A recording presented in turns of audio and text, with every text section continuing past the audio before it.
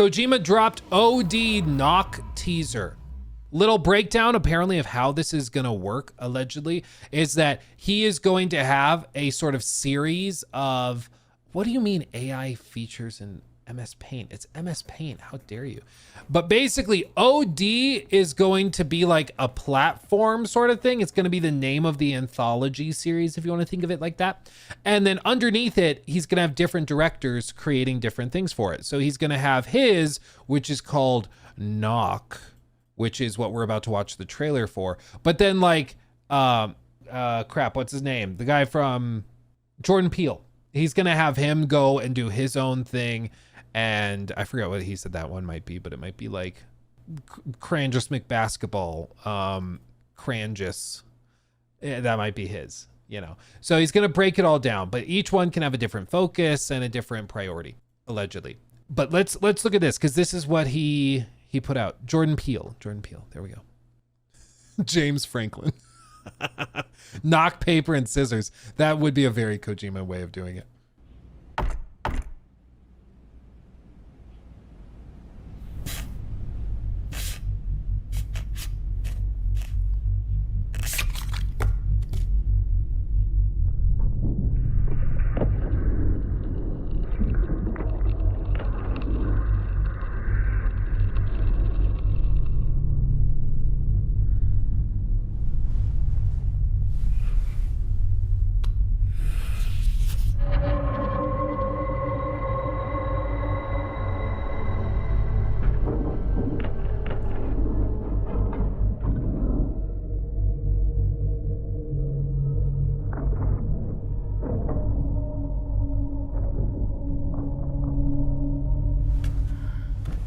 And here we are.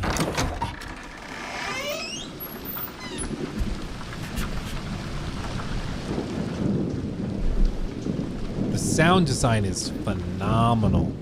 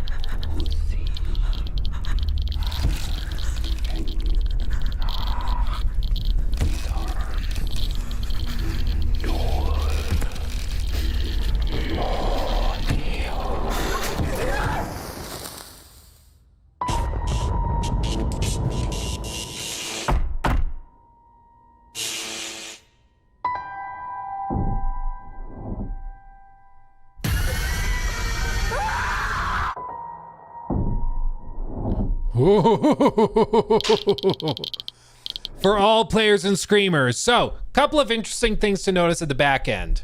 Giggity. For one, the intonation or insinuation for all players and screamers, that jives with Xbox's marketing plans as well, where it's play anywhere, play everywhere. All gamers, meet them where they are. So that is reasonable to conclude from there. It's also, interestingly enough, as far as I'm aware, the first Kojima Productions project that is not using the Decima engine. It's using Unreal. So they are moving away, at least for this project, from the Guerrilla Games engine that they used for Death Stranding. Now, important thing, This very well could be a licensing thing. It could be that when they were given access to the Decima engine, there was some sort of agreement where they were like, you can't sell the engine to people, duh. And you also can't use it for games not exclusive or not launching on PlayStation day one or something like that. I mean, there could be some marketing agreement. So maybe this is an Xbox deal. Maybe this is something where they requested that they use it. I don't know.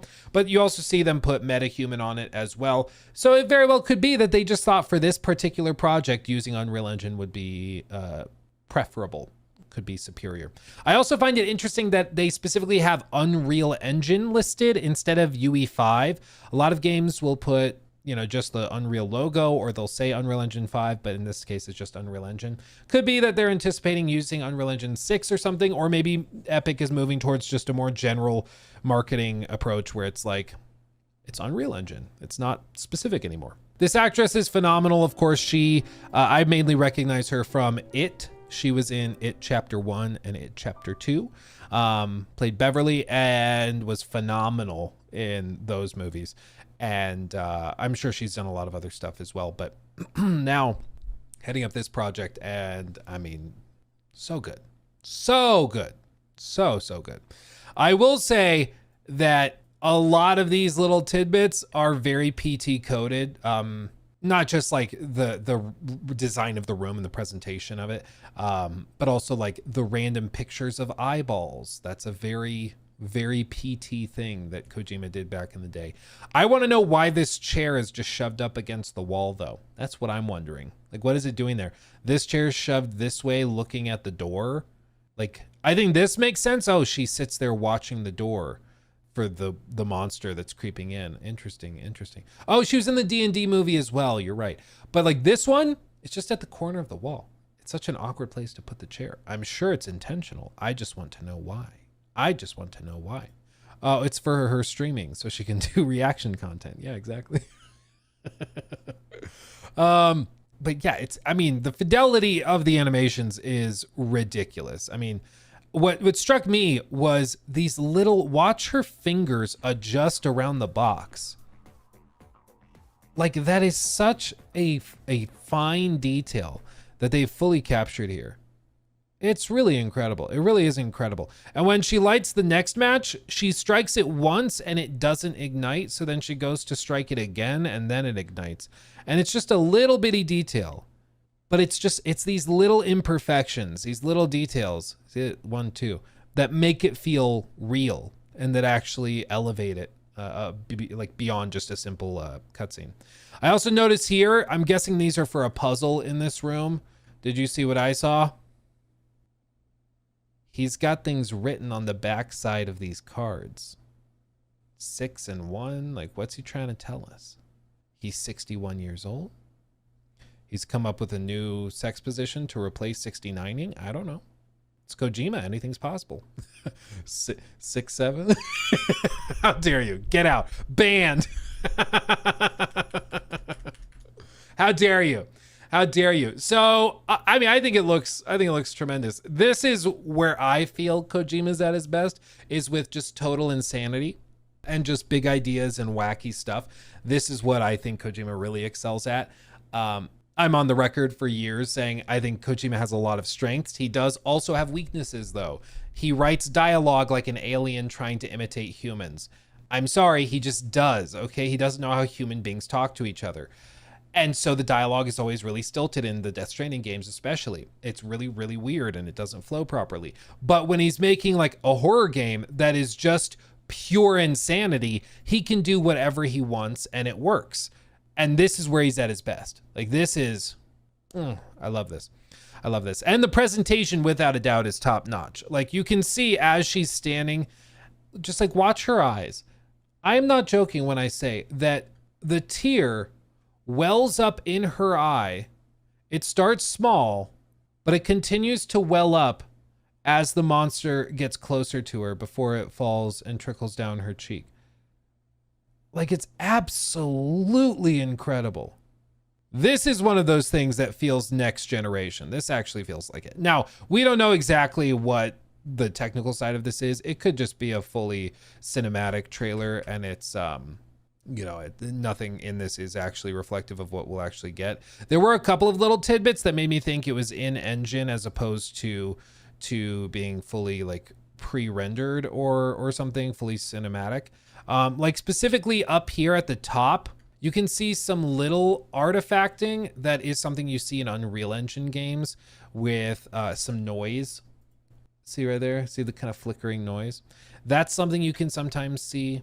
And I think it's often like an upscaling artifact. So it makes me wonder what exactly this is and how it's running. But it made me think it's not just a purely cinematic pre-rendered in like, what do they call there's a name for the CGI software they use. I think it's called Nuke. I think that's what they use in Hollywood. It's mostly a program called Nuke. I don't think that's what this is. I think this is running in engine somehow. He said it was in engine on stage. Boom. But overall, I think it looks very, very impressive. Of course, they also revealed the Fizzant stuff. Less to talk about there. Not as much to go through. But that also is interesting. So thumbs up, 2 thumbs up, Kojima. Keep it freaky.